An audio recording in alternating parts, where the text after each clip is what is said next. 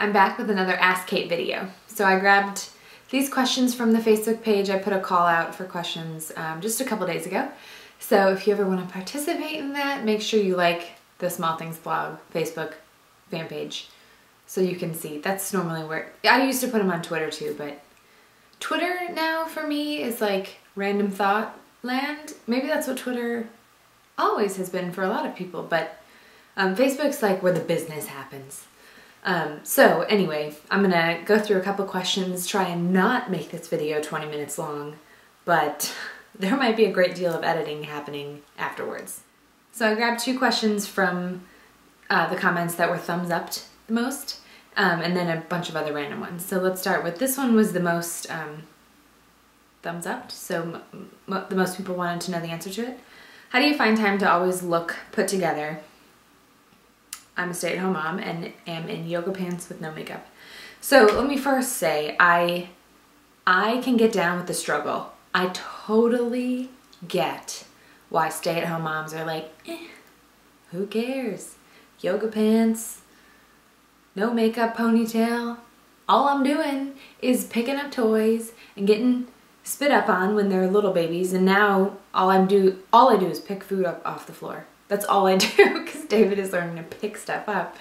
And my house is a disaster constantly, so it's like, well, maybe I'll clean today, which is every day I think that. So I totally get the feeling of I'll just stay in kind of my bum clothes.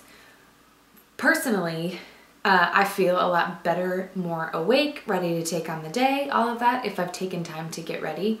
And more often than not, I'll do some sort of work during the day. So I'll either be shooting something or filming something or just answering emails, which you obviously don't have to be all dressed up to answer emails. And I don't get dressed up like I used to when I worked behind the chair, but I just feel a little bit more ready for the day when I get ready. And it's something that I enjoy doing, and so I take the time for it. So my sink is full of dishes and there's dust on all of my window shutters, but I'll shower every day and get ready. So you kind of have to choose. I don't know, the way I look at it is as much as my house's mess bothers me, totally honest, it is more valuable for me to take a shower, put some makeup on and do my hair than have a spotless house. So I just kind of make it a priority. Up until, gosh, this week, David would take a 2-hour morning nap, so that was easily time for me to get ready. So I'd hang out with him in the morning, we'd go on a walk or something, and then I would shower and get ready when he was down for a nap. Now his morning nap is 45 minutes to an hour, and instead of trying to rush in doing a little bit of blogging with getting ready and not waking him up in the process because that nap is seeming to be a little bit more light, I'm now getting up before he does. So he gets up at 7 every day, so I'll get up at 6 and get ready. If I'm not doing anything, I am not afraid to get up. I'll still shower, but just throw my hair back in a ponytail, and I'll put makeup on just because I enjoy it. So it's really, I think, just a choice and a priority if you want it to be. But you kind of, like, there's a balance, you know? So I may look put together, but my house isn't, and I have 1,000 unread emails in my inbox, but, you know, I guess that's maybe not good to admit that I'd rather get ready than respond to emails, but you get what I'm saying. It's just a choice that I've made, and there's other things that fall to the wayside because of it. A nice little follow-up to that question is, since you are home every day, do you have a cleaning schedule? No, I don't. My whole life I've been messy. My mom oftentimes will remind me that you could barely see the floor in my room. I would just throw clothes everywhere, and she'd ask me to clean it. I would stuff things under the bed and stuff things in my closet, and I'm just naturally messy. And if you go around just in my house here, you can tell where I do my living. You know, like my office looks a certain way, and my side of the bedroom, and my side of the bathroom, and the kitchen is all like kind of a cluttered mess. And Justin's little desk area in the guest room is like pretty neat and orderly. His side of the bedroom is pretty clean, his bathroom, so he's much more organized and clean compared to me. So I'm not a clean person, and therefore do not have a really great cleaning schedule. The mess in my house bothers me, and it's so hard for me to get on top of it. So I've tried to I typically like to power through and just clean everything in one day for a couple hours, so then it's done. But I'm learning that that isn't really effective right now, and I often don't have a long chunk of time that isn't the weekend, and I don't really want to spend my time on the weekend cleaning. So I've tried to adopt the notion of like dust everything one day and then do the floors the next day. That has not been going super well, but I'm trying to sort of retrain myself to look at cleaning that way. So I don't have a cleaning schedule.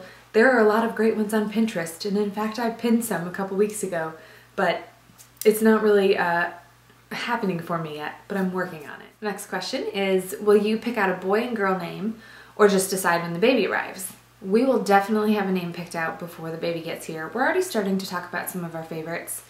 And since this next baby is so close to David, we still have our list of favorite girl and other favorite boy names from when I was pregnant with David. And since that was only 9 months ago that I had him, those names are still kind of sounding good to us. It's not like, oh, that's so old, no one uses that anymore. So we have a couple that we like. Justin and I pretty much lean the same direction on the style of name. We like kind of classic,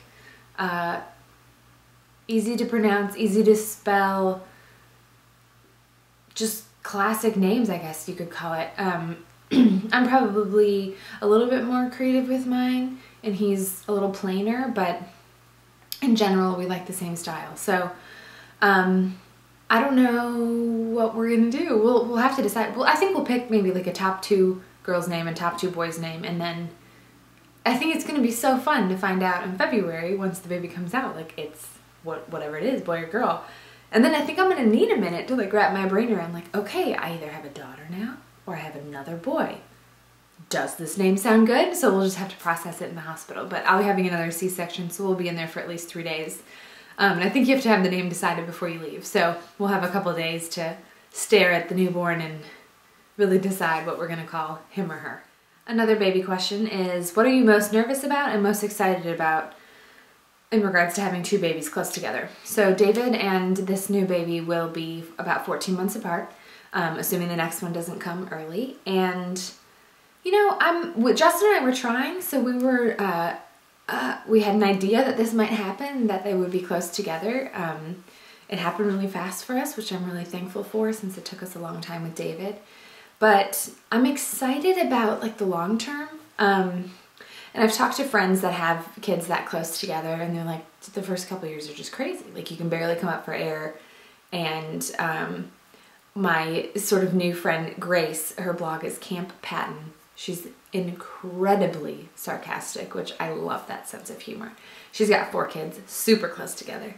And so she's like, you gotta set your expectations low. So I'm already starting to prep my mind for that my goal for the day might be like, brush my teeth for 10 seconds. And that might be my only goal. So then if I hit it, I can be like, today was a huge success. So I think it'll just be a challenge in the beginning. I know it's going to be a challenge in the beginning just to manage both of them, but what I'm most excited for is down the line when they're buddies and playing the same kind of games and learning the same stuff sort of at the same time. And I would love to have a girl just because I'd love to have a girl one day, but I would be so excited if it was a boy as well, because I could just see 2 brothers being so close together and sharing a room for the rest of their lives, and not the rest of their lives, but the rest of their lives under our roof. So anyway, I think about that stuff, but in general, I'm excited, but being pregnant is easy for me right now. So I'm like, 2 kids, but the baby isn't out yet. So I might go into hiding next year. We'll see, but we'll try and make it through. Okay, someone else asked, what is your favorite movie and what is your favorite TV show? So I was talking to Justin the other day about my like all-time favorite movies, because we just watched Gladiator. And I hadn't seen it because it's incredibly gory, and I'm a girl and just wasn't interested in Gladiator. I remember when it came out and everyone saw it, and he was, I think it came on TV and he recorded it. He's like, oh man, I recorded Gladiator, and I said, I've never seen it. What? That is my favorite movie. And I was like, oh, well, then let's watch it. I need to know what your favorite movie is. So we watched it. It was actually a really good story, and it was gory, but I think it's worth a watch, just to sort of watch the whole thing play out. So his, I think, is a gladiator. He loves movies. We both love movies. He super loves movies, so he probably has a list of top 10. One of my favorite, well, okay, so I love Tom Hanks as an actor. He might be, yeah, he might be my favorite actor. Him, Christian Bale. I used to say Denzel Washington, but he's done some weird movies. Anyway, Castaway is one of my favorites. I also like Pearl Harbor. I love Titanic, but who the heck doesn't? I really like the movie Captain Phillips, which is, I think it came out last year. I think I saw it when I was pregnant. And that had Tom Hanks in it. So I like kind of the dramas. The Count of Monte Cristo is good. I love the storyline of that. I like action-y drama movie. I guess not action, more drama. And I like documentaries and I like getting into the story. So I'd opt for that way more than like a romantic comedy or I never watch a thriller or a scary movie by choice because I like to sleep. So yeah, I guess maybe Castaway, anything Tom Hanks is in, Forrest Gump, like, yeah, pretty much anything Tom Hanks is in is going to be one of my favorites. The Money Pit, I hope you guys have seen that movie. That's old school Tom Hanks. It's so good. Steve Martin also is a great actor. I'm going to have to edit this out because this is getting long. Okay, someone asked this and I thought it was really considerate and sweet, so I'm going to answer it.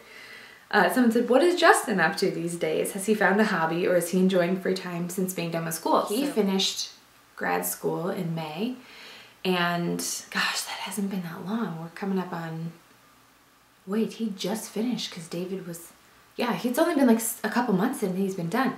And he hit the ground running with his job. He's very busy at work. This is sort of the busy season for him, so it should balance out a little bit next year, which is good since we have another baby coming. But other than work, which keeps him busy, and just fatherhood, he's always taking David on walks, and he's a wonderful, wonderful dad. He's really gotten into mountain climbing. Has he climbed a mountain? No. And this is all my fault, because he was driving back from Pennsylvania when he had to live there last year for about 6 months, and I recommended John Krakauer's Into Thin Air for him for an audiobook to listen to on the way home. And I listened to that when I would drive back and forth to college in Michigan, when I went to school in Michigan. And I listened to Into Thin Air and I thought it was a fascinating story, and it was just interesting. And so I was like, you should listen to that. And he said, okay. And so then he like comes home and I'm a million months pregnant. And he's like, I'm going to start climbing mountains. I need adventure in my life. And so he got really into it. And I was like, okay, cool. So he's actually climbing Mount Kilimanjaro next year, which is in Africa. I think Tanzania.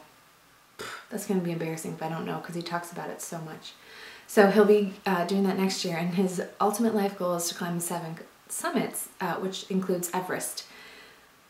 We're going to have a conversation about that because Everest is, people die always in any situation, but I don't know how I feel about Everest. So anyway, he's really into mountain climbing, and other than that, normal life stuff. So he loves that he doesn't have to do schoolwork on Sundays. You know, when David's napping, he can watch football and just kind of chill. So he's definitely happy to be done with school, and I think he's probably done forever. The next step for him would be either an alternative master's or a PhD, and I don't think he's interested in going for either one of those. Okay, I tried to be as concise as I could, but if you want to participate in any of these Ask Kate videos, like I said in the beginning, be sure to like the fan page of the Small Things blog, and I think I'll do these roughly once a month.